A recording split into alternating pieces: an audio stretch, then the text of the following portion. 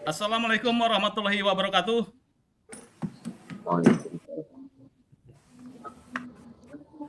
Pemirsa pada Suara TV, malam ini kita memperbincangkan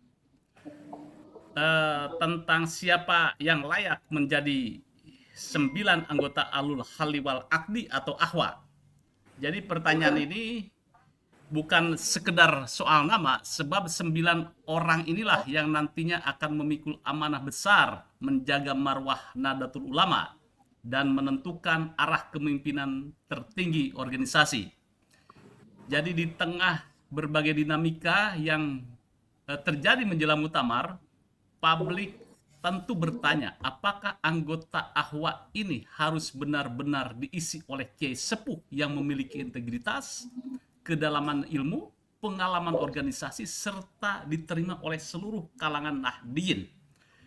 Malam ini di studio telah hadir Kiai Madudin Usman Al-Bantani. Selamat malam Kiai. Selamat malam, Assalamualaikum.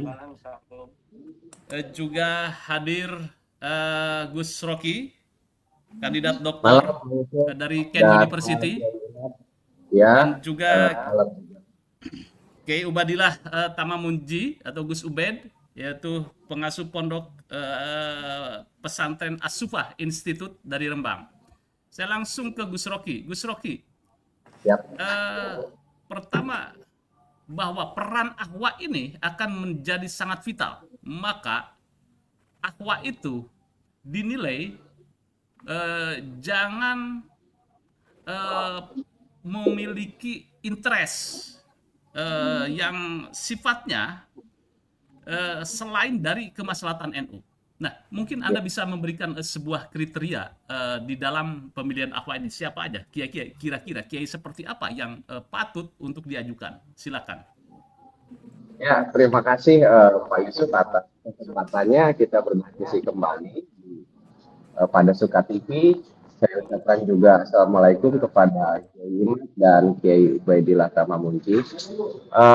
Tentu saja kita senang selaku Nahdliyin bahwa pada akhirnya diumumkan lokasi muktamar insya Allah di Pondok Pesantren Darul Ulum Tambak Beras Jombang, dan tentu publik juga bertanya-tanya kira-kira 9 Kiai Ahlul Haliwal Akdi yang nanti akan sebut saja menentukan arah kepemimpinan Nahdlatul Ulama 5 tahun ke depan itu siapa saja.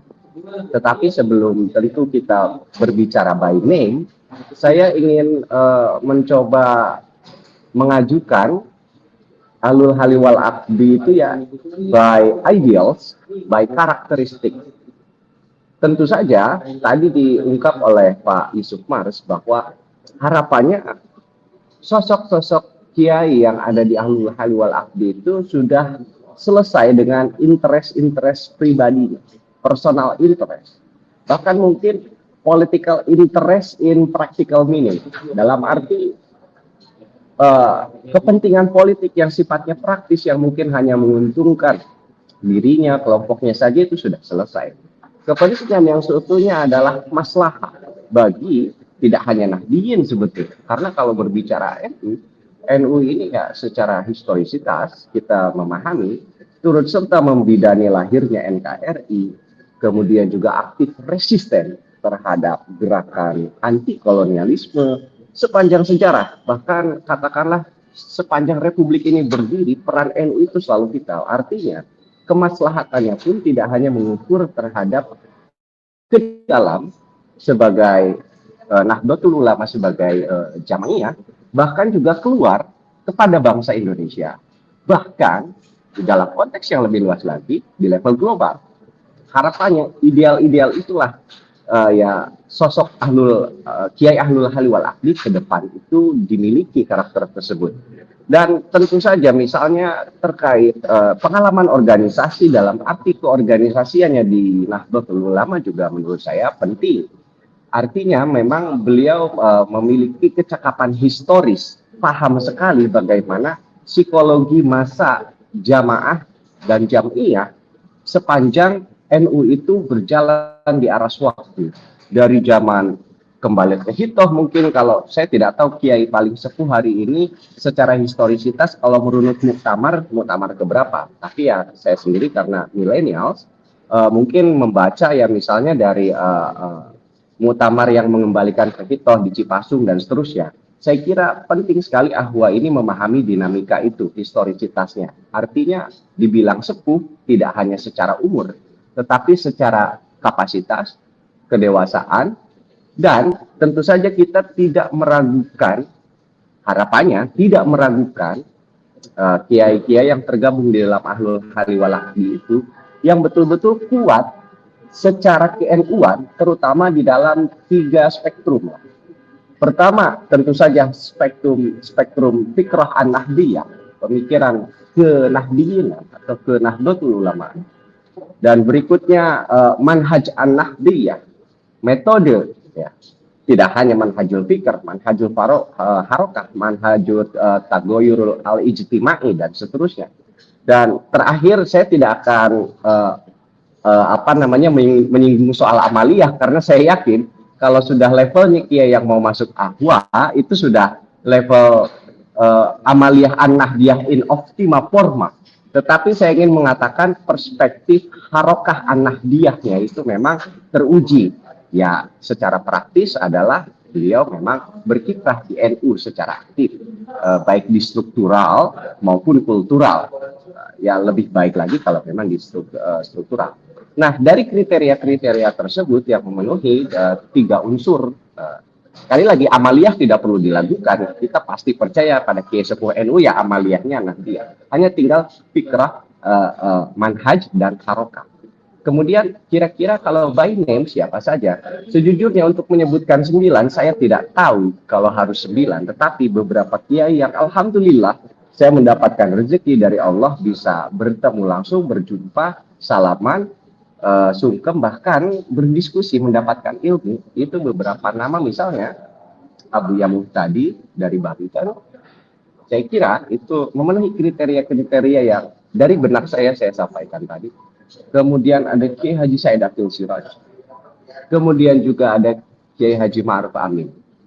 Itulah 3 kiai sepuh yang saya pernah temui dan saya rasakan tidak hanya istilahnya silatul fikr bagi saya pribadi yang memang saya cukup gandrung untuk mencari ilmu begitu. Tetapi juga ada betul-betul pertemuan hati yang rasanya adem ketika bertemu kiai-kiai ini. Namun demikian tidak hanya terbatas pada 3 kiai ini yang ada di pikiran saya. Kendati beberapa kiai ini memang saya belum pernah bertemu, belum pernah cium tangan langsung, apalagi misalnya minta doa begitu. Di antaranya yang menurut saya layak juga adalah tentu saja Kiai Haji Nurul Huda Jatuli, kemudian Kiai Haji Anwar Mansur. Sisanya sejujurnya Pak Yusuf untuk mengutarakan by name, saya tidak bisa lebih lanjut dan terkadang juga kita khawatir apabila persoalan ahwa ini dijebak atau bahkan terjebak pada logika-logika yang terlalu administratif misalnya. Begitu kira-kira Pak Yusuf dari saya. Ya, menarik bahwa ada sebagian orang mengatakan bahwa ahwa itu, kiai di ahwa itu levelnya adalah setengah wali lah. Kalau enggak waliullah lah, itu aja. Itu yang mengatakan.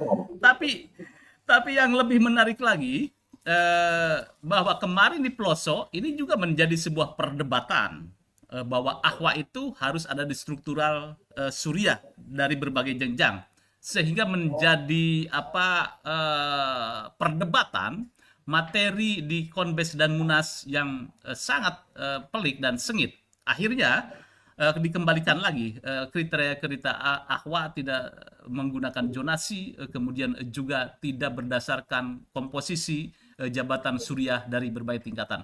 Nah, tadi menarik beberapa nama Kiai Amin, Kiai Ma'ruf Amin, kemudian Abu Yamuh tadi Banten, kemudian Kiai Said Agil Siroj, kemudian Kiai Haji Nurul Huda Jazuli itu layak untuk duduk sebagai ahwa di situ. Nah, saya coba ini Kiai Ubed memotret tokoh Abu Yamuh tadi, kemudian juga Buya Said, kemudian juga Kiai Ma'ruf Amin yang didorong ini anak muda NU. Nih Gus Rocky ini anak muda NU yang sedang menyelesaikan doktoral di Inggris ini.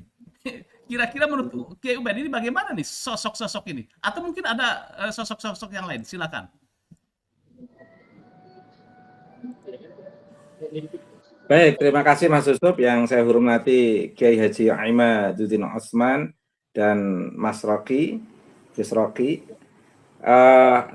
Beliau yang disebutkan Mas Yusuf, Abuya Muhtadi, Buya Said, kemudian Kiai Haji Ma'ruf Amin, itu bagi saya sudah sangat ideal, Mas.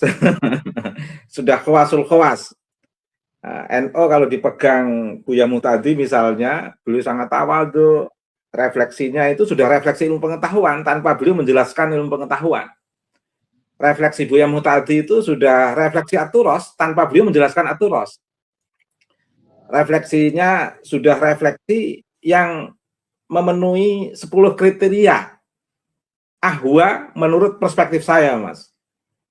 Yang pertama itu ahwa itu harus kuat dalam konteks siyasatul mulk, ilmul ulama, kemudian hikmatul hukama. Rais Am ini harus punya kriteria ini. Jangan sampai dimainkan, dipermainkan oleh penguasa. Karena memang dia harus betul-betul bisa membuat institusi di tengah institusi. Itu seorang ulama yang sudah memahami dalam 3 kekuatan ini tadi, nilai yang saya sebutkan ini tadi. Jadi seorang ulama itu tidak mengkudeta penguasa, juga tidak menjadi tangan panjang penguasa. Dia punya institusi di bawah institusi kekuasaan. Institusinya adalah institusi pemberdayaan, pembebasan, dan pencerahan. Ini penting, Mas. Kemudian kriteria yang kedua, kuat dalam firasah. Seorang ulama itu harus tajam. Oh, NU harus begini. Kalau nggak begini nanti dimainkan. NU harus begini. Karena akan mengawal umat. NU harus begini. Sudah di luar pengetahuan. Ada ketajaman firasah. Betul-betul ini tuh nilai yang nggak boleh ditawar. Karena leluhur Founding Fathers di NU itu orang-orang yang punya firasah. Mulai Mbah Hasim, Kiai Wahid, Gus Dur, itu punya firasah. Meskipun Habib di saat era Gus Dur itu orangnya menampakkan secara zahir itu baik, belum ada tesis Kiai Mat, itu kan nggak nampak. Tapi Gus Dur tahu, tangkap itu Rizik Syihab. Gus Dur tahu itu, Mas. Padahal saat itu Rizik Syihab sudah dianggap wali. Semua yang Habib itu wali sebelum ada tesis Kiai Mat. Tapi Gus Dur dengan beraninya mengatakan tangkap itu, lagi-lagi dia. Itu saya yakin, itu perspektif firasah Gus Dur. Bukan perspektif ilmu pengetahuan. Tapi perspektif ketajaman Gus Dur sebagai seorang yang memang memiliki firasah yang sangat kuat. Pada saat itu, bagaimana Kiai Maftuhul Akhyar sangat memuji Rizik Syihab. Gus Dur sudah punya firasah yang tajam. Kemudian yang ketiga, kuat dalam hasanah aturos. Oh, ini nggak bisa ditawar-tawar ini. Membaca teks Arab, Rais Am, meskipun pelan-pelan, itu sesuai dengan meaningnya. Bukan membaca antara kata satu dengan kata yang lain yang dibaca itu sudah beda meaning. Membaca meskipun pelan-pelan, seorang yang memahami teks, itu mesti tidak akan terpisah setiap teks dari tiap meaning yang dibaca. Itu kelihatan itu. Rais Am itu harus clear dalam konteks itu. Kemudian memiliki perspektif local wisdom. Biar tidak hanyut dalam arus Hadramaut. Karena ada teori hegemoni yang dipegang oleh Hadramautism, ada ideologi Hadramaut yang sangat membahayakan Nusantara. Efeknya apa? Ashkenazi di Israel, di Palestina, mengaku sebagai pemilik Palestina. Padahal dia Israel interpolasi. Di Yaman, Hadramaut menguasai Yaman.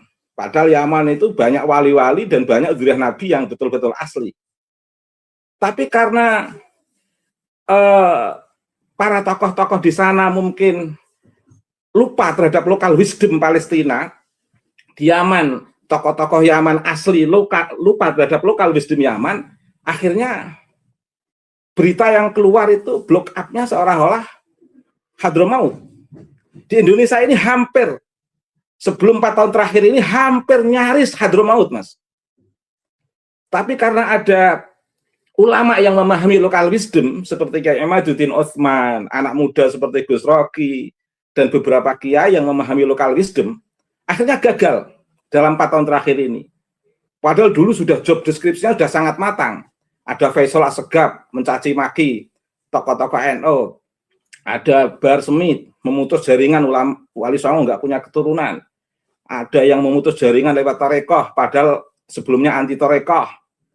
Ada lewat, semuanya udah sempurna. Ada yang lewat sholawat, semuanya sudah sempurna. Tapi karena ada ulama yang paham lokal wisdom, seperti Kiai Said Akil Sirot memunculkan istilah Islam Nusantara, itu kan karena ketajaman Kiai Said Akil Sirot membaca lokal wisdom yang akan tergerus oleh ideologi asing, katakan begitu. Kiai Ma'ruf Amin sangat kuat lokal wisdomnya, apalagi Abu Yamuh tadi sangat kuat lokal wisdomnya. Ini penting, jangan sampai Roh Islam itu tidak paham lokal wisdom, karena Ahlus Sunnah wal Jamaah itu kan tidak 100% Asy'ari, tidak 100% Ghazali, tidak 100% Madzhabul Arba'ah, tapi ada lintas disiplin ilmu-ilmu keislaman yang yang bisa dibangun dari perspektif lokal wisdom, Mas. Makanya Sunni Nusantara itu berbeda dengan Sunni yang ada di Jazirah Arab. Karena Sunni Nusantara ini Sunni yang dibangun atas akar lokal wisdom yang bisa mengintegrasikan antara ulama kalam, tasawuf, dan ulama fikih. Ini penting. Roh Islam harus paham ini, jangan culun. Nah, kemudian harus membuka kesadaran arti penting lintas disiplin ilmu, Mas. Membuka, jangan sampai Roh Islam nolak DNA itu jangan sampai. Roh Islam nolak kajian filologi itu jangan sampai. Roh Islam nolak lintas disiplin keilmuan itu jangan sampai. Karena ada peringatan Allah yang nggak bisa ditolak. Apa? Ilmu.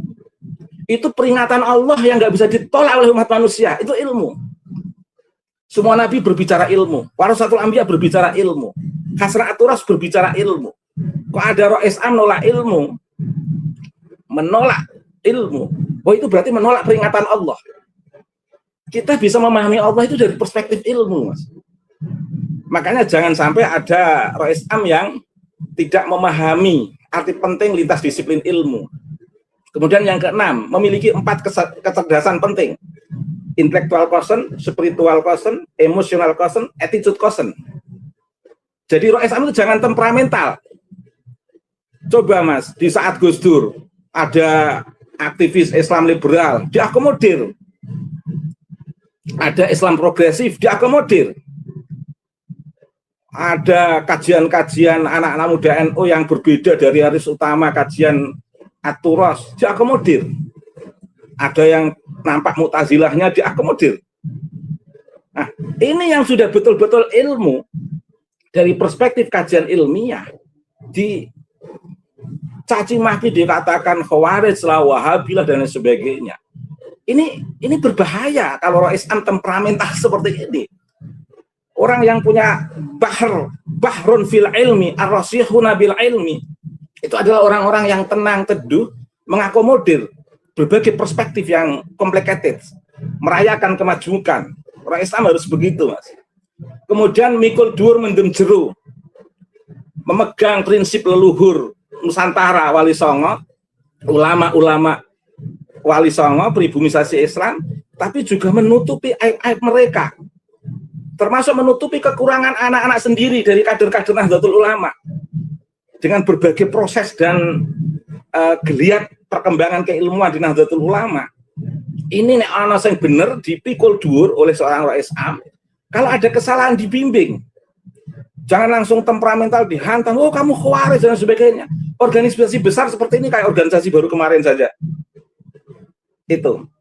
Kemudian yang ke-8 ada 10, Mas, membebaskan dan mencerahkan. nggak usah saya kupas. Yang ke-9, merayakan kemajmukan pemikiran warga Nahdliyin. Tadi sudah saya singgung. Yang terakhir, ngemong warga NU baik secara struktural maupun kultural. Ketika Rais Am sudah duduk di struktural, jangan sekali-kali punya anggapan yang matang ke NU-nya itu yang di struktural, yang di kultural itu KW, NU KW, katakan begitu. Jangan sampai seperti itu. Karena kekuatan NU ini dibangun tidak hanya struktural tapi juga kultural. Itu Mas. Dan sosok-sosok kiai yang disebutkan Gus Rocky tadi, saya kira beliau sudah cukup sangat representatif dalam kawasan kita, seperti Buya Muhtadi, Masya Allah. Saya yakin kalau Kiai Imad tidak ada Buya Muhtadi mungkin agak kecil hati mungkin. Karena ada Buya Muhtadi, apapun yang terjadi Kiai Imad tetap melangkah. Saya sendiri semangat membackup Kiai Imad secara akademik karena ada Buya Muhtadi, Mas. Ini menyebut nama Buya Muhtadi aja saya pengen nangis, Mas. Keterharuan saya betapa mulia dan agungnya beliau, Mas. Itu, makasih, Mas. Ya, menarik kriteria Kiai Ubaid tentang ulama-ulama yang duduk di Ahwa, karena ulama yang di Ahwa itu akan menentukan sosok Rois Am terpilih nanti. Maka kapasitas dan juga integritasnya memang harus seperti salah satunya kriteria yang diajukan oleh Kiai Ubaidillah. Ini sampai terharu ini menyebut Abu Ya Muhtadi ini. Mudah-mudahan sebelum muktamar saya juga bisa sowan juga nih Kiai Imad ke Abu Ya Muhtadi. Baik, itu Kiai Ubaid tentang kriteria ahwa yang disodorkan. Mudah-mudahan mutamirin mendengar arahan ini. Baik, langsung sesi ini langsung ke Kiai Imad. Kiai Imad, ini banyak perspektif baru, baik dari Gus Rocky yang menyebutkan sosok-sosok ulama-ulama yang pantas, layak sebagai ahwa, dan juga kriteria yang yang dilontarkan oleh Kiai Ubaidillah. Bagaimana ini versi Kiai Imaduddin, sosok ahwa itu akan seperti apa yang harus dipilih? Silakan Kiai. Tapi sebelum masuk ini, kok bajunya baju banser ini? Memang Kiai Imad banser?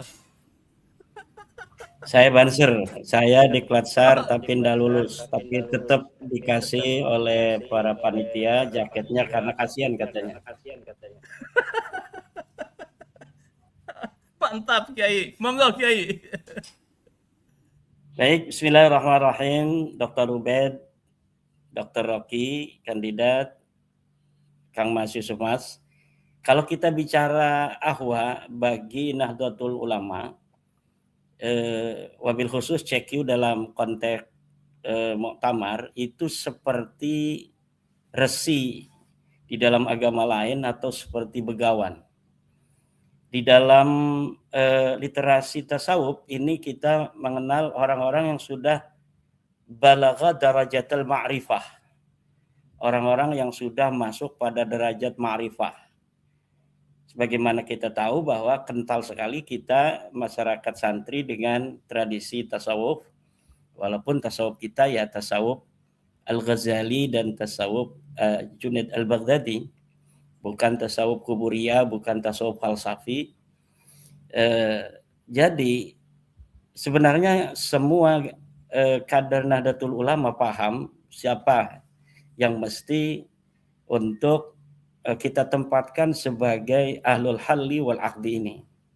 Karena mereka, para pengurus di PWNU, PCNU adalah banyak, 99% santri juga. Nah ini dalam tataran kejujuran. Yang kita takutkan ada tataran kepentingan yang bermain. Maka pengetahuan mereka nanti tentang siapa yang harus ditempatkan sebagai ahlul halli wal aqdi, ini yang kita takutkan tidak sesuai dengan hati nurani mereka yang mereka pahami di dalam ilmu pengetahuan mereka di dalam dunia pesantren. Bahwa yang masuk ke kriteria yang tadi disebutkan oleh Dr. Rocky, Dr. Ubaid misalnya, Ini mereka setuju, tapi kemudian mereka tidak melaksanakannya karena ada kepentingan-kepentingan. Terlepas dari itu, kalau kita bicara alul hali wal aqdi dalam konteks politik Islam misalnya, betapa Imam Al-Mawardi dalam Al-Ahkam As-Sultaniyah ini telah memberikan beberapa definisi dan kriteria. Dari definisi misalnya bahwa ahlul halli wal aqdi adalah ashabu sya'ni wan nufud minal ulama wal umara. Orang-orang yang mempunyai urusan-urusan dalam suatu komunitas dan dia mempunyai wewenang untuk mengelolanya. Kemudian di situ ada kriteria 3 yang disebutkan oleh Al-Mawardi. Yang pertama adalah al-adalah, yang kedua al-ilm, yang ketiga adalah al-hikmah.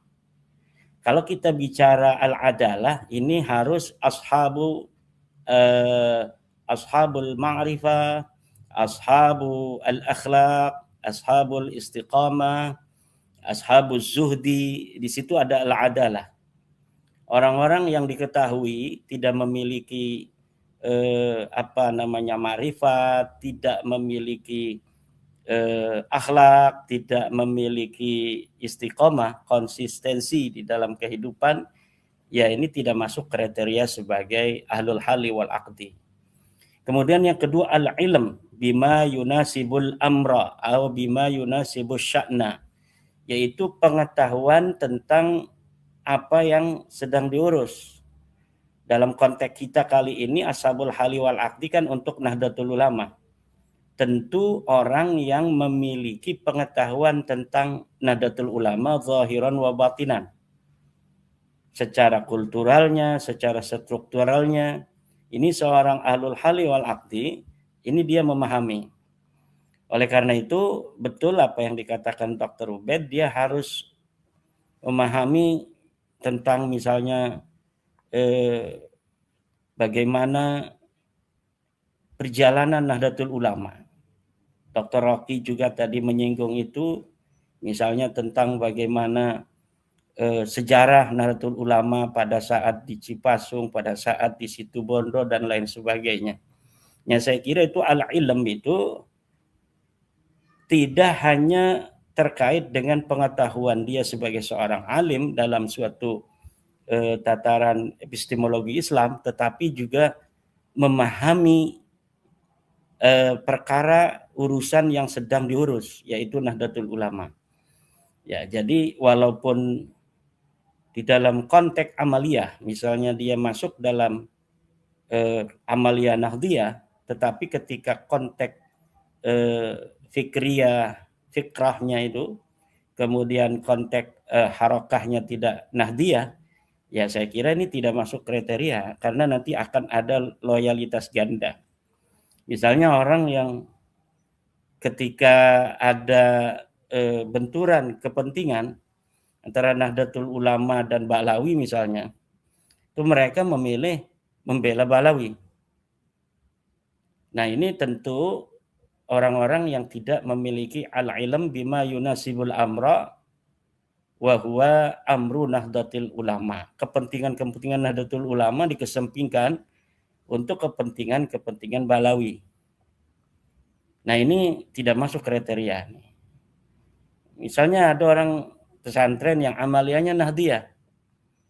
Gus Najih misalnya, saya sebut nama saja karena ini sudah sangat terkenal bagaimana beliau membela FPI, membela Ba'lawi, bahkan masuk dalam struktur.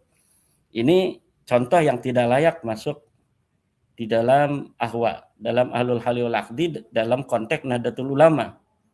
Kenapa? Karena fikrahnya ini dan harakahnya berbeda, bukan fikrah Nahdliyah, bukan harakah Nahdliyah. Kecuali memang beliau mau untuk berbaiat ulang pada Nahdlatul Ulama dan kemudian mengumumkan bahwa saya sudah tidak mendukung FPI. Saya tidak mendukung fikrah Ba'lawi, tapi saya mendukung fikrah Nahdliyah, saya mendukung fikrah Nusantara, kepentingan-kepentingan pesantren. Nah, ini baru kita bisa terima. Tapi kan jejak digital masa lalu yang terkait dengan bagaimana beliau menyerang Nahdlatul Ulama, menyerang Gus Dur, menyerang PBNU, ini belum dianulir. Jadi anomali kalau misalnya sekarang kita kemudian mengambil misalnya sosok seperti Gus Najih sebagai ahwa. Ini tentu anomali daripada cita-cita kita bersama menjadikan Nahdlatul Ulama sebagai rumah besar bagi kaum pesantren, rumah besar bagi Islam Nusantara. Orang-orang Islam yang memiliki tipologi keagamaan yang khas, yang mengidentifikasi diri sebagai warga Nahdlatul Ulama sebagai heritage dari fikrah-fikrah para penyebar agama Islam pertama di Indonesia yang mengakomodir kearifan lokal, yang mengakomodir kebudayaan, yang mengakomodir segala macam kebijaksanaan yang tidak ditemui di dunia Islam lain, di belahan dunia ini. Nah, itu yang kedua. Yang ketiga, di dalam Al-Ahkam As-Sultaniyah itu adalah seorang ahlul hali wal aqdi harus memenuhi syarat mempunyai al-hikmah. Apa itu al-hikmah? Al-hikmah ini adalah kebijaksanaan. Nah, yang kedua al-hikmah itu maknanya adalah al-ilmun nafi', ar-ra'yus sa'ib. Jadi pendapat yang tepat, kemudian kebijaksanaan di dalam memutuskan sebuah perkara, tidak melulu hanya melihat sebuah perbedaan ini putih ini hitam, tetapi dia juga bisa untuk menyingkap makna di balik yang zahir. Nah, ini saya kira syarat-syarat yang ada di dalam Al-Ahkam As-Sultaniyahnya Al-Mawardi ini juga patut untuk dipertimbangkan untuk menjadi syarat-syarat ahlul hali wal aqdi yang ada di Nahdlatul Ulama. Mengenai nama-nama yang telah disebutkan oleh Gus Rocky, saya catat tadi ada 5. Ada Buya Muhtadi, ada Kiai Haji Said Akhil, ada Kiai Haji Ma'ruf Amin, ada Kiai Haji Nurul Huda Jazuli, ada Kiai Haji Anwar Mansur. Saya kira dari 3 kriteria Imam Al-Mawardi tadi ini adalah orang-orang yang sangat memenuhi syarat. Nah, kemudian tinggal mencari 4 lagi.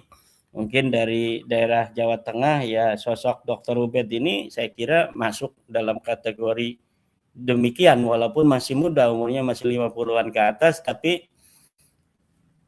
kalau dari kita lihat 3 kriteria itu masuk. Memiliki al-adalah, memiliki al-ilm, memiliki juga al-hikmah. Masalahnya nanti akan dipilih oleh PW dan PC atau tidak kan. Saya juga tidak terlalu yakin ini Dr. Ubed, Dr. Rocky dan Kang Mas Yusuf, 5 nama yang sangat memenuhi syarat ini apakah juga akan dipilih oleh PW dan PC apabila kita masih dengan sistem di Jombang misalnya, dengan di Lampung, mana ahwad ini dipilih juga atau diusulkan oleh masing-masing PW dan PC. Jadi bisa jadi karena sengitnya kepentingan, orang-orang yang seharusnya itu adalah masuk dalam kriteria itu kemudian tidak dipilih karena suatu tujuan kepentingan personal, kepentingan non ilmiah, kepentingan non organisatoris, kepentingan non nahdiyah dan sebagainya. Saya kira ini perlu untuk menjadi pertimbangan kita di dalam bagaimana nanti kita bersikap tentang muktamar di Tambak Beras. Mengenai tempat, saya yakin ini adalah sebuah epicentrum Nahdlatul Ulama di 1926 yang resonansinya kemudian bisa menyebar ke seluruh Nusantara dengan restu dari gurunya Mbah Hasyim Asy'ari dari Jombang, Tebuireng. Tambak Beras ini adalah penggeraknya. Jadi kalau kita bicara Nahdlatul Ulama sebagai gerakan, yaitu adalah Tambak Beras. kalau kita bicara Nahdlatul Ulama sebagai fiqh,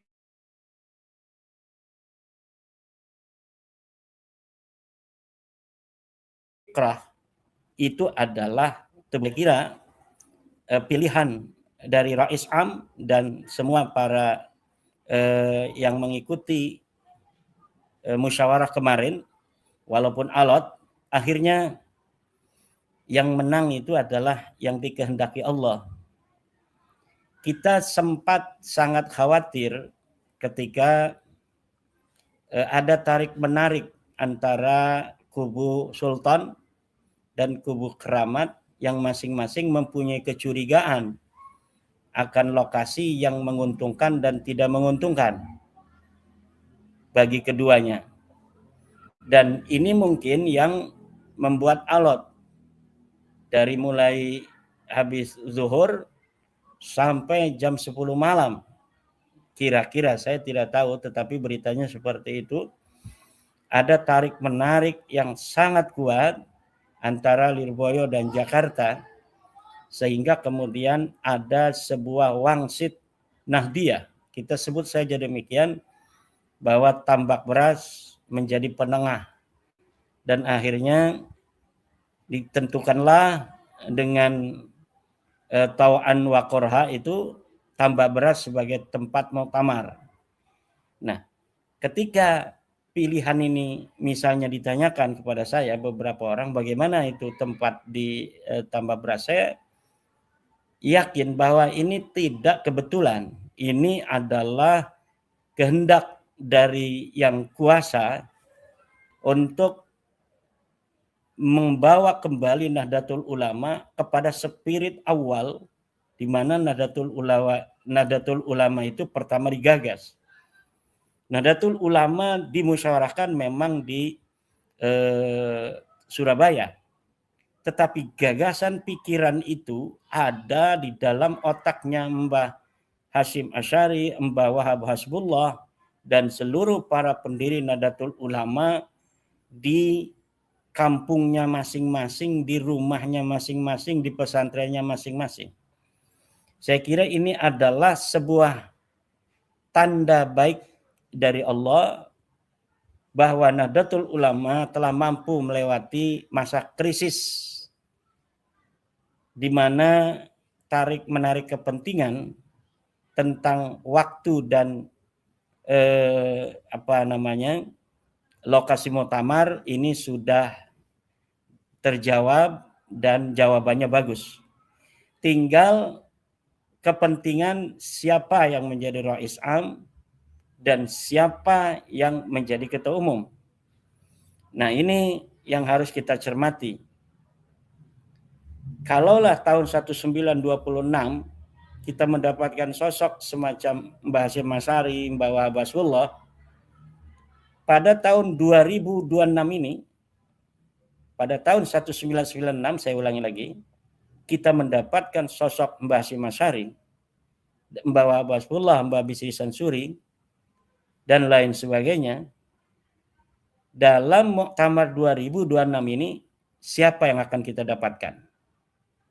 Apakah sosok yang faqih, muhaddis, semacam Mbah Hasyim akan kita dapatkan lagi? Sosok yang faqih, muharrik, semacam Mbah Wahab akan kita dapatkan lagi? Semacam sosok yang faqih dan zahid, semacam Mbah Bisri, dan lain sebagainya akan kita dapatkan lagi? Atau kita hanya mendapatkan sampah-sampah peradaban yang hanya memikirkan perutnya di atas kepentingan seluruh Nahdiyin? Atau kita hanya mendapatkan orang-orang penjual Nahdiyah, penjual Nahdlatul Ulama? Saya ulang, hanya kita mendapatkan penjual-penjual Nahdiyin dan penjual Nahdlatul Ulama untuk kepentingan duniawi mereka. Siapa saja hari ini yang lebih menaruh di atas, saya ulangi, siapapun hari ini yang lebih menaruh di atas kepentingannya dari kepentingan Nahdiyin, menaruh di atas kepentingannya dari kepentingan Nahdlatul Ulama, mudah-mudahan Allah tidak takdirkan dia untuk jadi pemimpin Nahdlatul Ulama. Kita miris apa yang dibicarakan oleh orang-orang non-Nahdiyin dari luar. Sekarang zamannya medsos. Kita bisa membaca nyinyiran-nyinyiran dari orang-orang yang bukan Nahdlatul Ulama. Mereka mengamati, tapi mereka tidak merasa memiliki dari lahir Nahdlatul Ulama ini. Mereka mengkritisinya dengan otak mereka, dengan mata mereka. Tapi kita anak-anak Nahdiyin ini, mau dianggap atau tidak, kita merasa memiliki Nahdlatul Ulama sama dengan kita merasa memiliki dari segala apa yang ada di dalam diri kita ini. Pori-pori kita, rambut kita, daging kita, dan semua yang ada di dalam diri kita tumbuh bersama Nahdlatul Ulama. Tidak bisa orang menghakimi siapapun untuk tidak termasuk dari bagian Nahdlatul Ulama. Sementara bagian orang yang bukan Nahdlatul Ulama, mereka menjadikan Nahdlatul Ulama sebagai bahan tertawaan. Dan itu hak mereka. Tapi kita, anak-anak Nahdlatul Ulama, tidak akan pernah merasa rendah berhadapan dengan siapapun tentang apa yang kita miliki, yaitu Nahdlatul Ulama. Dan kita boleh lihat di masa-masa yang akan datang, orang-orang yang nyinyir terhadap Nahdlatul Ulama, orang-orang yang hari ini menganggap remeh keilmuan Nahdlatul Ulama hanya karena masih ada kiai-kiai yang misalnya tidak menerima tes DNA dan lain sebagainya. Memang itu adalah sebuah kenyataan. Tetapi kalau kita membaca sejarah masa lalu, memang di dalam Nahdlatul Ulama atau orang-orang yang mengidentifikasi diri di dalam Nahdlatul Ulama itu senantiasa ada model-model seperti itu. Jadi tidak menjadikan Nahdlatul Ulama ketika ada orang yang masih berpikiran semacam itu, kemudian dia mandek bersama orang itu. Karena apa? Karena ada anak-anak putra-putra Nahdlatul Ulama juga yang berpikiran lebih progresif bersama. Jadi ada Nahdlatul Ulama yang dibawa lari ke depan, tapi tetap ada yang memegangnya itu di buritan itu ada aja. Ya enggak apa-apa, seperti itu Nahdlatul Ulama. Kalau misalnya Dr. Yai Ubed tadi kan sangat orang-orang yang tidak menerima DNA, ilmu pengetahuan kan. Ya kalau levelnya warga Nahdiyin di bawah itu boleh kayak menurut saya Dr. Ubed. Ya tapi kalau untuk sekelas Raisam ya janganlah. Kalau untuk sekelas Raisam ya tidak cantik itu, nanti kita akan dilihat seperti itu. Tapi kalau hanya pengikut-pengikut di bawah yang kultural, ya enggak apa-apa, belum menerima tes DNA sebagai sebuah kebenaran ilmiah misalnya. Tetapi kalau untuk Raisam ya enggak boleh. Saya setuju dengan Yai Ubed tadi juga bahwa Raisam tidak boleh memiliki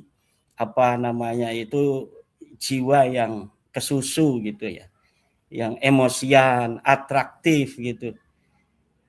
Ya kadang-kadang kebijaksananya kalah dengan yang muda-muda. Ya, kita lihat peristiwa kemarin di Ploso juga kan. Ya walaupun memang itu terjadi suatu hal, Syekh Kiai Haji Said Asrori itu mungkin karena kesel, ya udah kita tentuin aja di Lirboyo kan. Akhirnya ya itu kan tidak sesuai dengan rapat pleno misalnya. Betul, itu kurang tepat. Tapi kalau selevel Raisam yang harus naik itu saya kira ya kurang bijaksana lah itu. Harusnya levelnya Kang Nurzaman Banser itu yang ini tidak sesuai dengan pleno. Ya kalau Raisam ya ada pantes lah itu. Mungkin sementara demikian dulu Kang Mas Yusuf, makasih. Ya, menarik pembahasan Kiai Imad bahwa sosok Akhwa itu memang harus memiliki kriteria yang benar-benar, kealimannya, kemudian integritasnya, dan juga local wisdom. Tetapi ada pertanyaan ini, Kiai. Itu tokoh-tokoh Kiai Said, kemudian Abu Ya Muhtadi, kemudian Kiai Ma'ruf, kemudian Kiai Haji Nurul Huda Zazuli, Kiai Kafabihi. Kira-kira sosok-sosok seperti ini menurut Kiai bagaimana nih? Apakah sangat layak untuk Sangat didorong? layak. Mudah-mudahan didengungkan itu ya, layak untuk duduk di Akhwa. Bukan hanya di Ahwa, ini orang-orang yang disebutkan tadi, dia layak sebagai Ahwa juga layak sebagai Rais Am. Kalau kita bisa mau tambahkan lagi misalnya dari Buya Muhtadi, Kiai Said Agil Siraj, Kiai Ma'ruf Amin, Kiai Haji Nurul Huda, Kiai Haji Anwar Mansur, Kiai Haji Asep Saifuddin Halim, saya tambahkan satu, itu sangat layak sekali. Kemudian juga Kiai Haji Zamzami dari Cirebon satu, nanti kita nyari dari Rembang misalnya, yang penting jangan terkait dengan FPI. Kemudian dari wilayah Yogyakarta yang juga banyak sekali kiai-kiai di Nahdlatul Ulama yang aktif di Nahdlatul Ulama yang sekarang sudah sepuh, yang sangat layak untuk menjadi Ahwa, juga sangat layak menjadi Rais Am. Jadi nanti Ahwa yang 9 itu selain menentukan Rais Am juga mereka boleh dipilih sebagai Rais Am itu.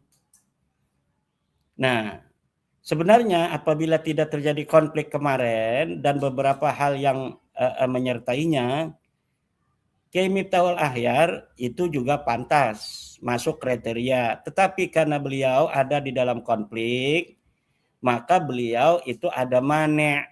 Dia memenuhi syarat tetapi ada mane'.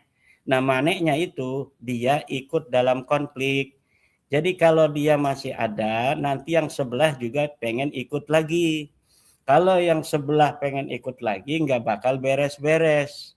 Udah, Abu Yayai Miftahul Akhyar, kami memohon sebagai anak muda kepada Abah untuk bersikap dengan bijaksana.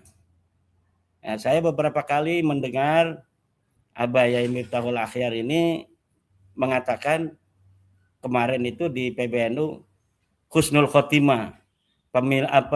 Kepengurusan ini husnul khotimah. Nah, itu kalau husnul khotimah ya sekarang ini kalau berhenti husnul khotimah karena sudah bisa menghantarkan PBNU yang sangat bermasalah ini sampai ke muktamar. Apabila Abah Yai Miftahul Akhyar mempersembahkan kepada kami muktamar 35 ditambah beras, berhenti kemudian beliau tidak cawe-cawe lagi, beliau tidak ingin dipilih lagi, husnul khotimah. Kita akan jadikan Abah Yai Miftahul Akhyar sebagai pahlawan kami, karena kekhawatiran kita sebagai kader NU di bawah bahwa akan terjadi sesuatu hal yang buruk pada Nahdlatul Ulama terkait dengan pra dan hari H muktamar itu. Apabila Yai Miftahul Akhyar ini menyerahkan, kemudian menyatakan berhenti, tidak mau ikut lagi, saya kira kekhawatiran itu akan hilang. Tapi kalau Abah Yai Miftahul Akhyar masih ingin ikut, sebelah juga masih ingin ikut, kemudian terjadi sebuah kontestasi, persaingan, adu strategi, saya kira akan terjadi suatu hal yang kita tidak inginkan. Karena tentunya kekuatan yang sedang berkuasa, sama-sama berkuasa, sama-sama mempunyai suara di PC dan PW, masing-masing telah memegang SK-SK. Siapa yang SK mau dukung saya tanda tangan, siapa yang tidak mau tidak ditanda tangan. Saya kira dua-duanya sama mempunyai. Maka jika kubu Gus Yahya ingin lagi terpilih, kubu Kiai Miftahul Akhyar, Gus Ipul ingin juga masuk dalam kontestasi, saya kira akan terjadi suatu hal yang tidak kita inginkan. Kecuali PW dan PC itu Bismillah tidak ingin lagi memilih 4 orang ini. Kiai Miftahul Ahyar, Gus Yahya, Gudvan, Gus Ipul. Saya kira kalau tidak dipilih, walaupun mereka mau, selamat Nahdlatul Ulama, tidak akan terjadi apa-apa. Sekali lagi, Mbak Yai Miftah, bukan kami membenci, bukan kami tidak senang pada orang tua, tetapi kita melihat dengan ilmu analisa yang kami pelajari di bangku kuliah, di pondok pesantren, bahwa jika Mbak Yai Miftah memaksakan diri ingin masuk dalam kontestasi, Gus Yahya juga ingin masuk di situ, saya kira akan terjadi hal yang kita tidak inginkan. Tidak akan berjalan mulus muktamar ini. Terima kasih. Ya, jadi Kiai mendukung terhadap petisi ya. Kemarin kan ada petisi itu ya, memohon kepada 4 tokoh itu tidak lagi mencalonkan diri atau dicalonkan. Nah, untuk kemaslahatan umat bersama. Saya udah tanda tangan di petisi itu. Walaupun lama itu tanda tangannya, prosesnya lama, saya sabar, udah beres, ada merek, dimintain duit 50.000. Di dalam petisi itu, siapa yang mau nyumbang silakan gitu. Iya, iya. Ya, pemirsa, ini menarik bahwa Ahwa nanti juga menentukan Rois Am. Rois Am nanti juga mempengaruhi terhadap masa depan Nahdlatul Ulama. Tadi menarik ini statement Kiai Imad Gus Rocky bahwa Abah Yai Miftahul Ahyar akan menjadi pahlawan atau husnul khotimah pengurus ini jika Abah Yai Miftahul Ahyar tidak mau lagi dicalonkan. Ini bagaimana nih Anda membacanya nih?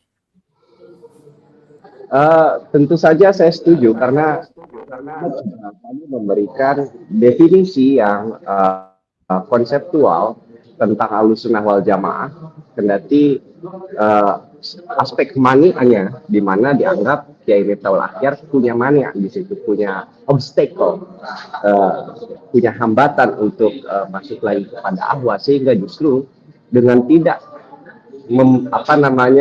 masuk kepada Ahwa, kemudian apalagi mau ditunjuk menjadi Rois Am atau terpilih menjadi Rois Am, itu akan sangat baik dan husnul khotimah, kan begitu.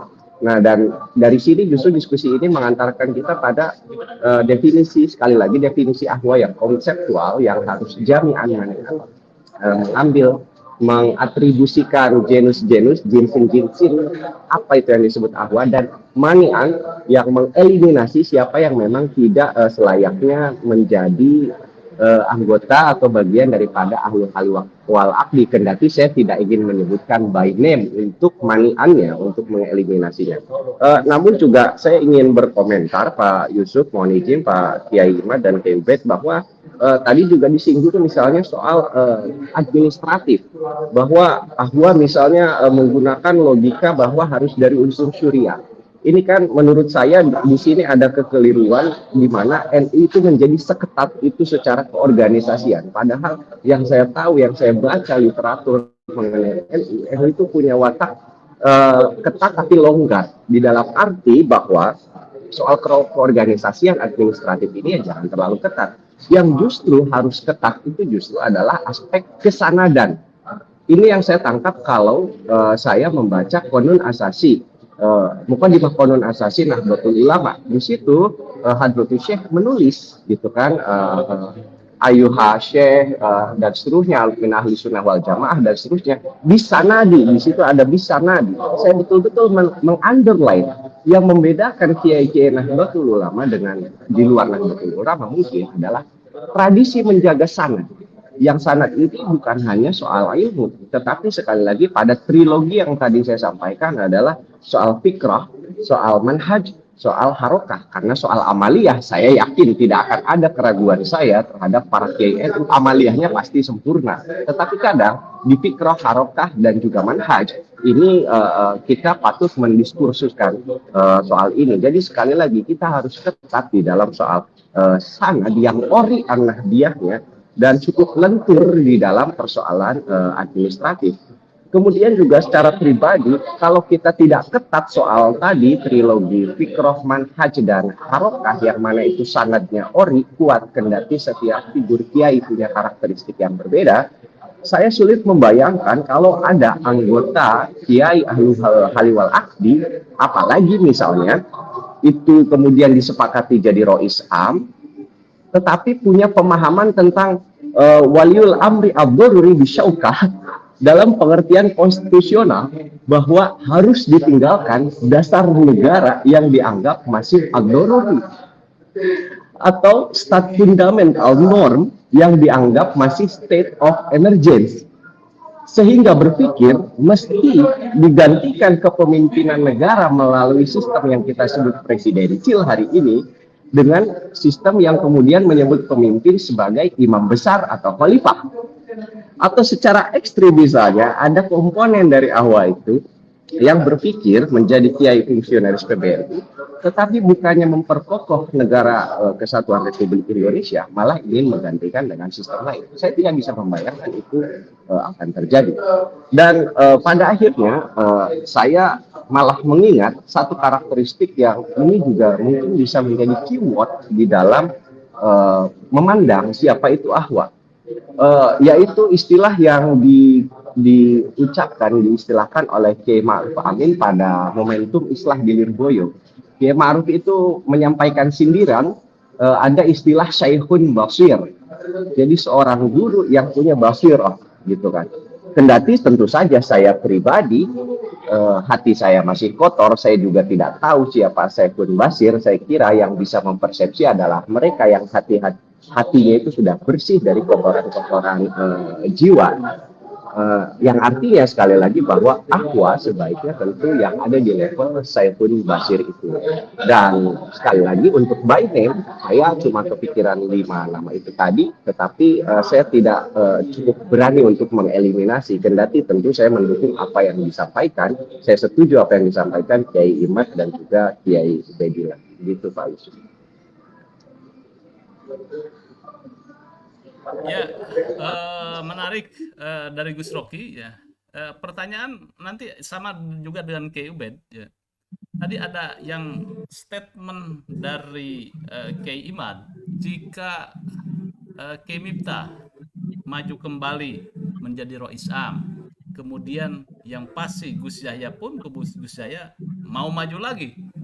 Nah, ini sudah banyak dianalisis di podcast saya juga dengan Pak Hikam dan juga tokoh yang lainnya. Jika kedua ini berkompetisi, ya seperti tadi yang dikatakan Kiai Imad, itu akan pergulatan muktamar itu mungkin akan lebih dari apa yang kita pikirkan. Bisa mungkin saja deadlock, mungkin saja terjadi hal-hal yang tidak diinginkan. Apakah Gus Rocky ini setuju ini kedua sosok yang bertengkar ini tidak lagi mau atau dicalonkan di muktamar ini? Tentu saja setuju sekali, dan itu justru seharusnya kembali pada kesadaran moralitas mereka yang berseteru. Kalau memang punya rasa malu bahwa ternyata selama ini yang terjadi adalah gonjang-ganjing, hiruk-pikuk kita menghasilkan konflik, ini menjadi noktah hitam di dalam sejarah PBNU, apalagi kalau itu disebabkan pada hal-hal yang sifatnya bukan sipil di dalam arti diskursus sehingga menciptakan NU yang semakin maju, keberagaman berpikirnya semakin maju. Kita mendengar kasar-kusuk konflik misalnya soal tambang, soal yang lain yang sekali lagi ini seperti bukan para kiai gitu, konflik-konflik semacam ini. Dan sekali lagi, kalau moralitas, standar moralnya itu tinggi, tanpa diminta untuk tidak maju lagi pun, mestinya bahkan mengundurkan diri. Oke, iya ya.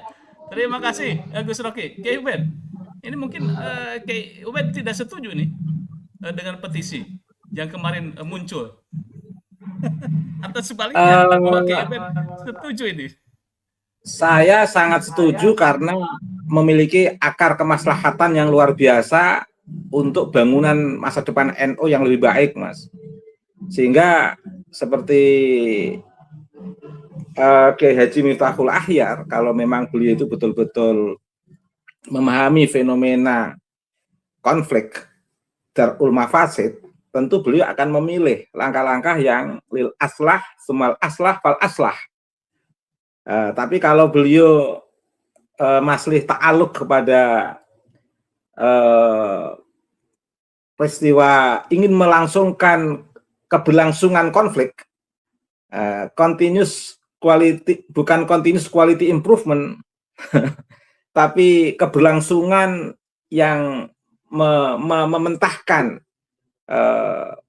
gerbong NU sebagai safinah Ahlussunnah wal Jamaah di Nusantara ini dengan fenomena kepemimpinan kemarin seperti itu, ya beliau akan tetap bertahan. Ya enggak apa-apa, konsekuensinya itu bagian daripada pembersihan NU dari Allah, Mas. Jadi Kiai Miftah jadi Rais Am tetap maslahah untuk NU biar nampak bersih sekalian. Kalau Kiai Miftah tidak jadi Rais Am, ya alhamdulillah. Berarti Allah ingin membersihkan cukup dengan periode kemarin, katakan begitu. Tetapi saya ingin mengulang sebagai 10 kriteria tadi, Mas, secara singkat saja, untuk pengingat saja, tambih. Yang pertama yaitu Rais Am harus memiliki al-quwah fi siasatil mulk wa ilmil ulama wa hikmatil hukama. Kuat dalam konteks siasatul mulk, ilmu ulama, dan hikmatul hukama. Yang kedua, an-nafadh fil firasatir rabbaniyati. Kuat dan tajam dalam firasat. Yang ketiga, at-tabahhuru fi khazainit turathi al-islami. Kuat dan mendalam dalam hasanah turas. Yang keempat, imtilaku ru'yatil hikmatil mahalliyati. Memiliki perspektif local wisdom atau kearifan lokal. Yang kelima, al-infitahu ala ahammiyatil ulumi al-muta'addidati al-manahiji. Membuka kesadaran akan arti penting lintas disiplin ilmu. Yang keenam, at-tamattu'u bidzakaatil arba'i ar-ra'isiyati. Memiliki 4 kecerdasan penting, intelektual, emosional, spiritual, sosial. Yang ketujuh, raf'ul mahasini wa dafnul masawiyi, mikul dur mendem jeru, menjunjung tinggi kehormatan, jasa, dan mengubur dalam aib dan konflik. Yang kedelapan, at-tahriru wa tanwiru lil ummati, membebaskan dan mencerahkan. Yang kesembilan, al-ihtifa'u bita'addudiyatil afkari ladai nahdiyina, merayakan kemajemukan pemikiran warga Nahdliyin. Yang terakhir, ri'ayatu abna'i nahdlatil ulama'i haikaliyan wa thaqafiyan, mengayomi warga NU secara struktural dan kultural. Itu, Mas. Karena tadi ada WA, tolong dong diulang lagi 10. Akhirnya saya mengulang, Mas Yusuf. Ini pesan WA ke saya, ada 3 orang yang WA, Mas. Mohon maaf saya mengulang, Mas. Nah, terima kasih, Mas Yusuf. Baik. Ya, terima kasih Kiai Ubed. Pada intinya saya melihat bahwa di dalam muktamar besok memilih Ahwa tidak hanya orang yang populer, tetapi yang lebih penting adalah integritas, keluasan ilmu, kebijaksanaan, dan kemampuan menjaga persatuan Nahdlatul Ulama. Sebab Ahwa bukan hanya memilih pemimpin, tetapi juga menjaga marwah organisasi yang telah diwariskan para muassis dan ulama pendahulu. Artinya, Ahwa ini menjadi sebuah pondasi NU ke depan. Jika Mu'tamirin salah mendorong tokoh-tokoh yang duduk di Ahwa, maka mungkin saja nanti pemilihan Rais Am juga akan terjadi hal-hal yang tidak diinginkan. Mungkin saja seperti itu ya saya. Oke, Kiai Imad mungkin bisa sedikit memberikan closing terhadap dinamika malam ini, bahwa peran Ahwa adalah peran krusial. Disitulah marwah organisasi akan dibawa ke Ya, baik. depannya. Silakan.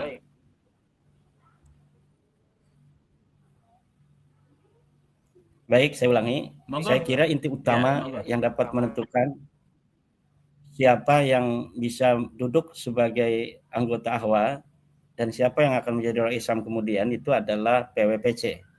Jika ini aturannya belum dirubah ya, maka harapan yang paling besar harus kita alamatkan kepada pengurus PW dan PC bahwa ingatlah, ini tahun keramat ini 2026 ini tepat 100 tahun secara Masehi.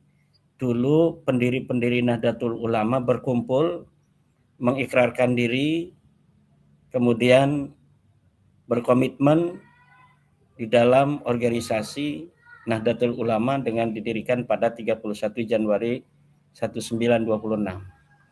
Ketika itu orang mau acara muktamar itu tidak mikir-mikir bahwa nanti kita akan disangoni oleh siapapun. Bahkan setiap acara muktamar itu mereka berbondong-bondong menyumbang untuk acara muktamar.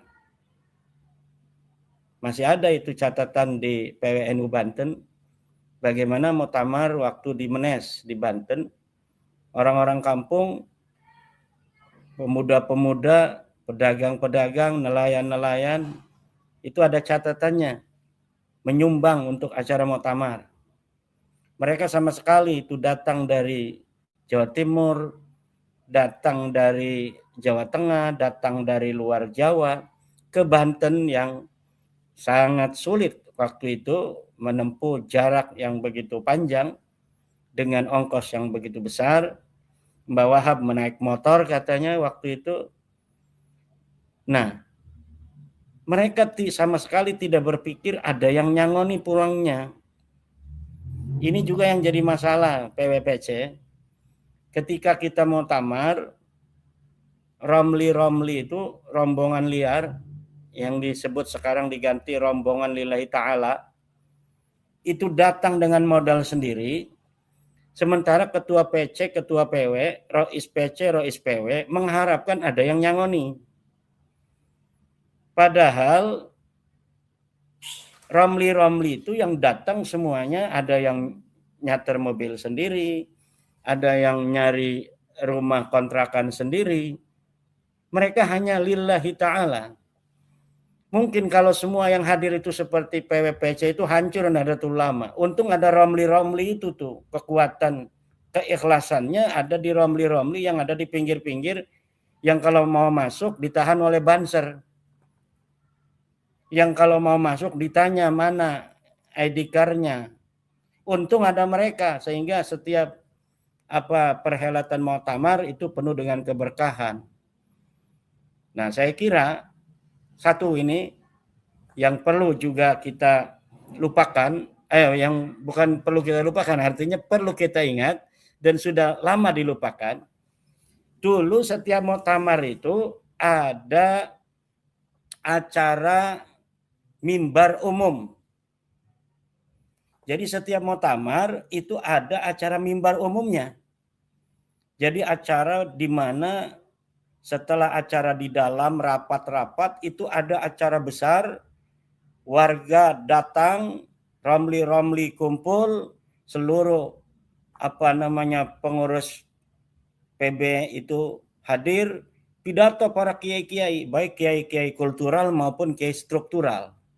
Ini yang dilupakan sudah berapa kali muktamar, hanya muktamar di dalam arena yang sangat terbatas. Kemudian yang hadir terbatas, kemudian ujung-ujungnya ternyata banyak transaksi. Nah, coba kita